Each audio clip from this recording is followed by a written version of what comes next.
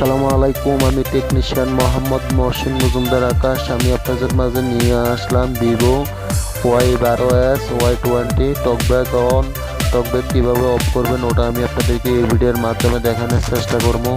আর আপনারা যদি আমার ভিডিওতে নতুন হয়ে থাকেন তাহলে সাবস্ক্রাইব করবেন আর বেল আইকনে ক্লিক করবেন।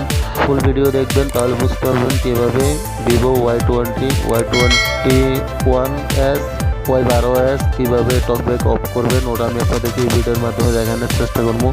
আপনারা ফুল ভিডিও দেখতে থাকুন।